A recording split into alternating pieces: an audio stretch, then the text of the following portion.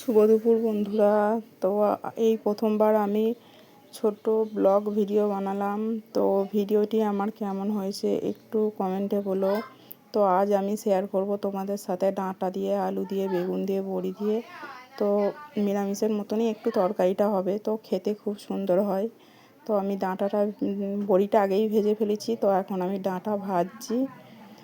তো ভিডিওটি আমি তোমাদের সাথে শেয়ার করছি। এইভাবে রান্নাটা করলে খুব সুন্দর হয়। ডাঁটাটা ভাজা হয়ে গেলে তুলে রেখেছি। এবার আমি ফোড়ন দিয়ে দেবো। জিরে ও 5 ফোড়ন একসাথে আমি ভেজে নিলাম। ভাজা হয়ে গেলে এবার আমি পেঁয়াজ ও টমেটো একসাথে ভেজে নেব। তো পেঁয়াজ ও টমেটো ভালোভাবে ভাজা হয়ে গেছে। এবার এর সাথে ভালো করে নেড়ে চেড়ে ভালো করে ভেজে নেওয়ার পর আমি সবজিগুলো এতে দিয়ে দেব। ভালো করে পেঁয়াজটা ভেজে নিতে হবে, কারণ না হলে পেঁয়াজের একটা কাঁচা গন্ধ থাকে, তো গন্ধ ছাড়বে। ওই জন্য পেঁয়াজটা আমি ঠিক ভালো করে ভেজে নিচ্ছি। আমার ভাজা হয়ে গেছে পেঁয়াজ ও টমেটো। এবার সবজিগুলো আমি দিয়ে ভালো করে ভেজে নেব, কারণ আমাদের ঘরে ফ্যামিলি বড়, তাই আমার সবজিটা অনেক লেগেছে, তাই আমি সবজিটা দিয়েছি। এখানে সবজি দিয়েছি, আলু দিয়েছি, ঝিঙে দিয়েছি, বেগুন দিয়েছি। আমাদের ঘরে আমরা ফ্যামিলিতে আছি 6 জন, আমাদের তরকারিটা একটু বেশি লাগে, তাই আমি সবজিটা একটু বেশি দিয়েছি। যার ফ্যামিলিতে যেমন আছে মানুষ, সে কম সবজি দেবে। আমি তাই বেশি সবজি দিয়েছি বন্ধুরা, ওই জন্য সবজিটা ভালো করে ভেজে নিতে হবে। তো ভিডিওটি একটু ধৈর্য ধরে দেখবেন বন্ধুরা।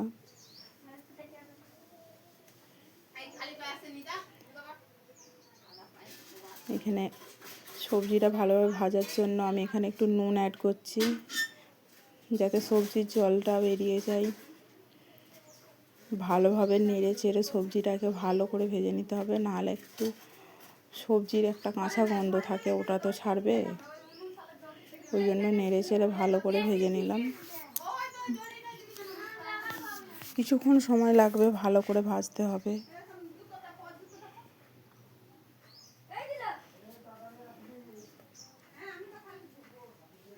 একটু ঢাকা দিয়ে দিলাম, যে জলটা উঠবে ওই জলের ভাপেতেও একটু সেদ্ধ হয়ে যাবে।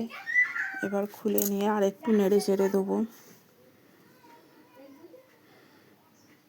জল ভালোই উঠে গেছে সবজি থেকে। এই জলটা নেড়ে চেড়ে শুকনো করতে হবে। তো জলটা শুকনো হয়ে যাওয়ার পর তারপর মশলা অ্যাড করা হবে। তো আমি এখন মশলা দিইনি, আমি এখনও দেখছি সবজিতে জল আছে, তাই জলটা শুকনো হওয়া পর্যন্ত আর একটু অপেক্ষা করব বন্ধুরা। তারপরে আমি আবারও চলে এসেছি। এবার আমি এখানে রসুন দিলাম 1 চামচ, আর 1 চামচ আদা বাটা। এটা হচ্ছে আদা বাটা। ভালোভাবে এবার নেড়ে চেড়ে নিতে হবে। ভালো করে নেড়ে মশলাটা রসুন ও আদার কাঁচা গন্ধটা যাতে না থাকে, সেইভাবে মশলাটা আমি ভেজে নিলাম।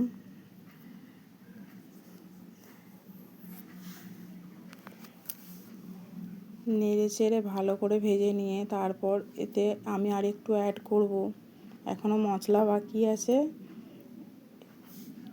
এবার আমি এতে অ্যাড করব তোমার সর্ষে বাটা, কারণ সর্ষে বাটা না দিলে তরকারিটার টেস্ট আসবে না বন্ধু, একটু সর্ষে দিতেই হবে।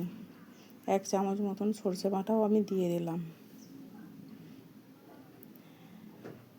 দিয়ে সর্ষের কাঁচা গন্ধটাও যাতে না থাকে, তার জন্য আমি ভালো করে সর্ষেটাও ভেজে নিলাম।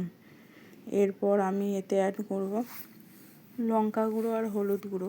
যে যেমন ঝাল খায় সেই রকম বুঝে মশলাটা অ্যাড করবে। মশলাটাও আমি নেড়ে চেড়ে ভালো করে কষিয়ে নিতে হবে। এই সময় ভালো করে কষিয়ে নিতে হবে। সবজিগুলো বেশ ভালো করে নেড়ে চেড়ে মশলাটা কষিয়ে নিতে হবে। এর সাথে আমি বড়ি ও ডাঁটা যেটা ভেজে রেখেছিলাম, আমি আগেই বললাম, সেইটা ওর সাথে দিয়ে দিলাম, দিয়ে আমি ভালো করে কষিয়ে নেব। না কষিয়ে নিলে ডাঁটাটার বন্ধু একটু মানে কাঁচা গন্ধ থাকে, তখন তাও ভেজে নিয়েছিলাম, তাও আমি ওটা একটু মশলার সাথে কষিয়ে নিলাম। এবার ভালো করে কষিয়ে নিতে হবে।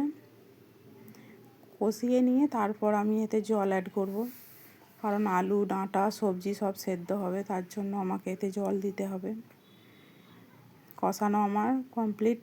এবার আর একটু নেড়ে চেড়ে আমি এতে জল অ্যাড করব। দিয়ে দিলাম আমি প্রায় 2 থেকে 3 গ্লাস জল দিলাম, কারণ সবজিটা বেশি, আমাকে জলটা একটু বেশিই দিতে হবে। দিয়ে দিলাম 2 গ্লাস জল দিয়েছি, দেখছি কতটা হতে পারে, একটু ঝোল ঝোল রাখবো সামান্য, তার জন্য দিয়েছি 2 গ্লাস। আরও 1 গ্লাস আমি জল দিয়ে দিলাম। তো আমি আর জল দেবো না, গ্যাসটা লো ছিল, একটু বাড়িয়ে দিলাম।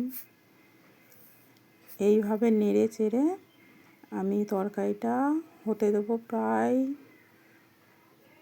20-25 মিনিট। তরকারিটা আমার ফুটবে, তো আমি এবার ঢাকা দিয়ে চাপা দিয়ে কিছুক্ষণের জন্য রেখে দেবো।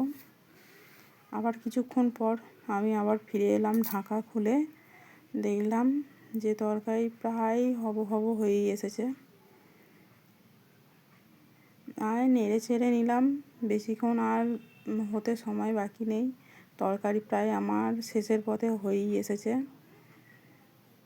আরও কিছুক্ষণ যাবে দেখলাম আমি, দিয়ে তার কিছুক্ষণ পর আবারও ফিরে এলাম আমি। এখন দেখলাম যে সব সবজিগুলো প্রায় সেদ্ধ হয়ে গেছে। এবার আমি তরকারি ঢেলে নিলাম। তো বন্ধুরা এই ব্লগটি কেমন হয়েছে আমাকে একটু কমেন্টে বলো। যদি ভালো লাগে লাইক ও সাবস্ক্রাইব করে আমার পাশে থেকো। আমার এই নতুন মিনি ব্লগটি যদি ভালো লাগে আমার পাশে থেকো বন্ধুরা। টাটা, শুভ দুপুরে শুভেচ্ছা রইল।